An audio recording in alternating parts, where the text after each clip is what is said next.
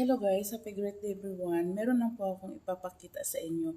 Kasi kahapon po may kausap ako na isang kadama dito sa Qatar po. Akala ko po lahat ng mga Qatari ay hindi sila kuripot.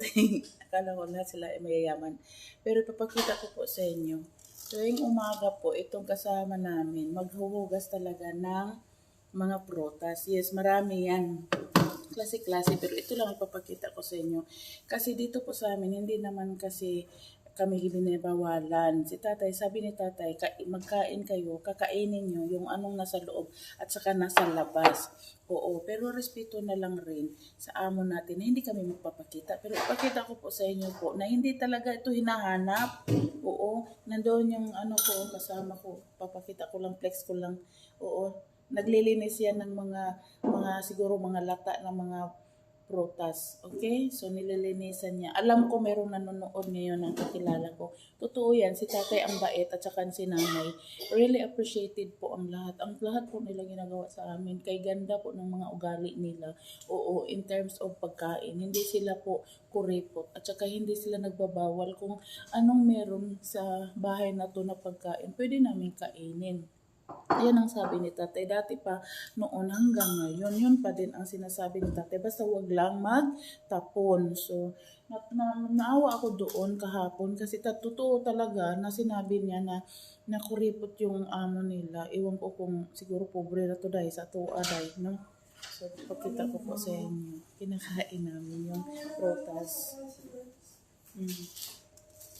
Kainin natin. Wala. So, ano sabi mo? Hello guys, ayan, bilisan mo ang pagkain kasi aalis yan papuntang school mga Inday. Kumain siya ng blueberry noon, tapos tumikim pa siya ng strawberry. Pasensya na po kayo, sir, madam, kasi nagugutom ako, I'm so hungry. Oo, that's why I ate this one so that I have healthy body. But only plenty. How many pieces only? Okay, 1 strawberry and 4 grapes and 1 apple only. Oo, yan. Kain lang.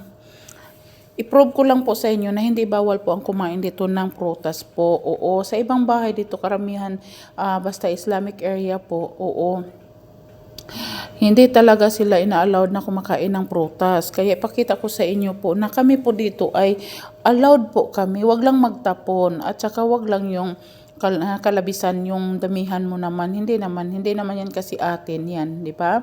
Pero yun talaga ang sabi ng amo namin. Kung anong pagkain na sa loob at sa labas, pwede namin kainin. Oo, kaya respeto na lang din. Kumain ako dyan ngayon. Kasi wala man ang amo namin. Katatapos lang namin naglinis. Dahil nagugutom ako kasi hindi ako nag-breakfast. Okay?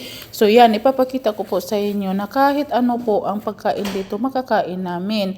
Oo, hindi kami kagaya ng ibang bahay na nagugutom. Kasi dito, ang dami-daming pagkain. Dati nga nakikita nyo araw-araw iba't ibang pagkain na pinupost ko. Totoo po yun.